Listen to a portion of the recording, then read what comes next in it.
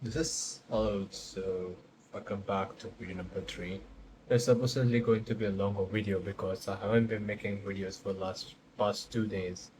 And it is primarily because my parents have visited the city and I have been spending a lot of quality time with them. It was really fun and we enjoyed a lot of things together. And the first time I felt like we were enjoying, like having laughters, not having the serious face looks and shit and everything around. We had fine dinner, fine everything, and somehow there is this technology around the place. I know this is like a marketing thing, like the restaurants and places around you charge or usually write a very higher cost to which people will think like your bill is way higher or something that is not normal. However, it's pretty normal because that's their marketing tactics. There will be attracting you, and in the end, when you apply discounts, XYZ stuff, your bill out comes to be such a huge discount, and you'll be like, yo, this is crazy, this app is crazy, and all this kind of things.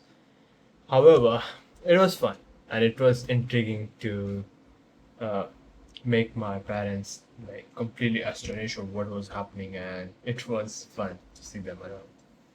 So we stopped at law number four last time, and now we'll be coming back with law number five.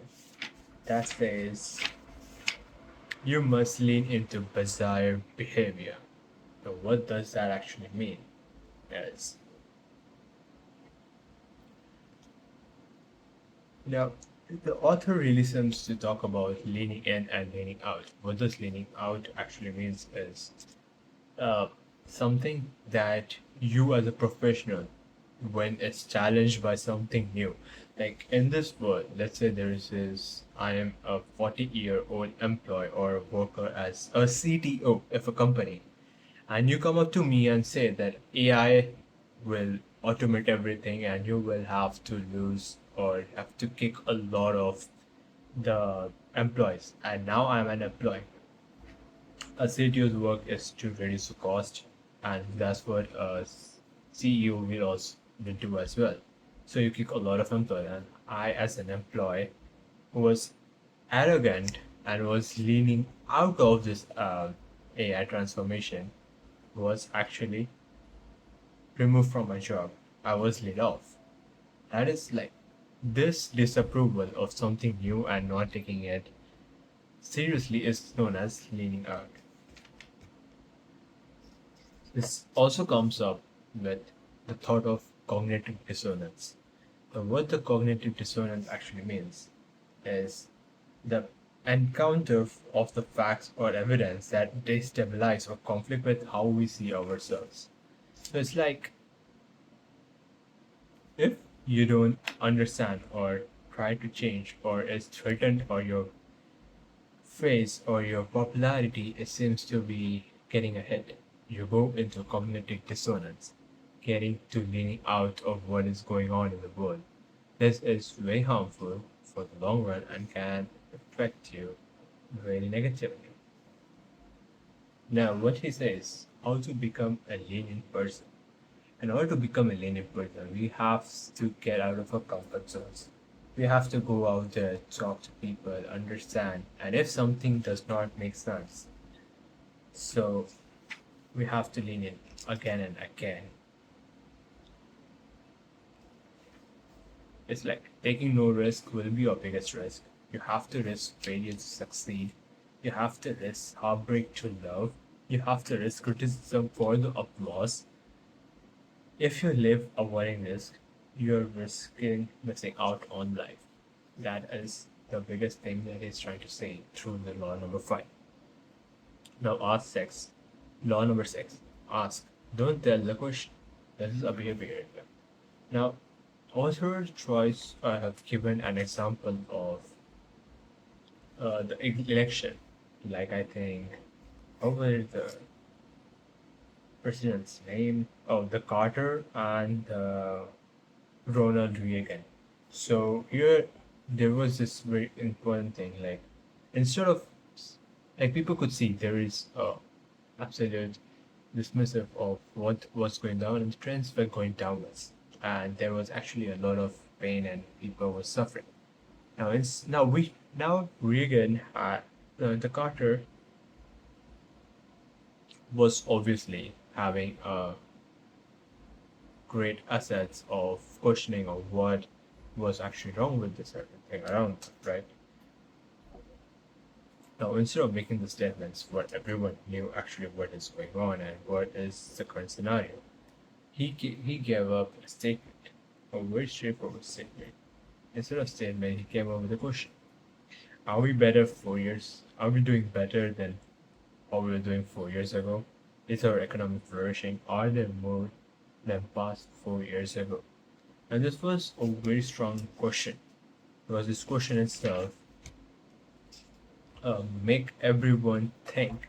Questioning makes your body rethink, brain rethink whatever is going on in the world, and you evaluate it on a more better. It's like you are forced to participate in a conversation or happenings, making it more understandable and working things around. The power of the question's behavior effect. It's like instead of saying recycle, people are less likely to work over it. But when I'm saying, will you recycle? It's like that creates a thinking, it creates or pulls a muscle in our brain that makes us think, no, we have to recycle this thing or we have to do this thing. And using cognitive dissonance in your favor, right? There are a lot of difficult things around us, and if we don't use cognitive dissonance or any kind of such like similar things, it will obviously hurt a lot of things. So, if you don't understand certain things, we have to make questions in yes or no format. What it actually means is you have to lean out and make two questions, yes or no. With this, we can be more accountable with what we are doing, what we are saying, and how things works. The law, ask, don't tell. It's like if you want to create a positive behavior, don't make statements. Ask binary yes or no questions. People are more likely to answer yes if it is bring them closer to who they want to be. And once they answer yes, that is more likely to come true. I'm sorry, it's like 1 a.m. in the morning and I need to be sleeping right now. Anyhow, ask questions of your actions and your actions will answer. Now, never compromise your self-story. Law number 7. What this actually says, it's like creating your own story. Like it tells about your actions, what your actions are, and how they define you. It's like it also creates a mental toughness. It goes through a champion wrestler or a champion boxer who has to endure a lot of pain and had was a champion in his own. To get to that position, he had to go through a lot of mental toughness. And he, in a Cuba, there were this double or triple times the weight class of what this guy was. And he had to take the huge blowings and he was thrown out of the ring. However, there are 3 rounds in a boxing match. So he had to endure all of those and he came to the conclusion if this big badass monster can't break me, if he can't defeat me and I can go through all the 3 rounds, then no other motherfucker can actually do it. Sorry for the language, but that's how it is supposed to be interpreted. It's your daily hard yes or no answers and anything that you do being alone speaks for your mental toughness. It's like if you lie to yourself, you're deceiving yourself, and if you keep on answering yes and follow your path, you will suddenly get to the point where you're the most capable person. It's like self story, thoughts and feelings. Those are followed by the actions, which creates evidence. Keeps on this cycle of making never ending, strong, cohesive, and important improvements of your life. This law never compromise your self story. The most convincing sign that someone will achieve new results in the future is new behavior in the present. You have to create your own behaviors and start working. Law number 8. Never find a bad habit. Here he talks about his own father, where he says like he's a smoking addict and used to smoke whenever he used to go to a vehicle. Whenever he used to go to his own vehicle, and always smoked in his own car. Now, this guy was reading some kind of book and left it in the washroom. His dad came across that book and read it and specifically understood and replaced it with something of low dopamine. What it did was it created a stigma for his father to not smoke and rather suck on a lollipop. This is what it actually means. You don't have to fight your own bad habits. Because when you're trying to fight your bad habits, you are stressing your cognitive mind, your cognitive willpower, and everything around it. Because we have a muscle, and if you keep on resisting something, you're draining your energy as well. So when you keep on doing it, you are significantly reducing your life cycle, you're reducing your health, and you're creating cortisols all over your body, leading to more stressed life. Now, with the stressed life, you're not going to perform any better. Rather, you'll be doing the worst, the literal opposite of what you wanted to do, making it a bad cycle. And always remember when you're trying to fight something, let's say, I don't want to smoke, you will keep on repeating the same thing, I don't want to smoke.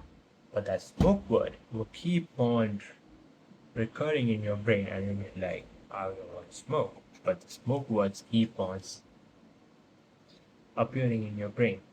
So what your brain does is smoke. But to go back to the bad habits, you don't have to fight your bad habits. All you have to do is replace them with something new and follow a timeline. And you can just do better than anyone out there. So this were the 4 laws that I've read yesterday, today, and I wasn't able to compile them, but today I did. And it's more important to stick to a routine, stick to everything, and I hope to get back to proper shape, proper way of recording and not yawning on the camera like today. I will thank you for dragging with me, guys. See you in the next one.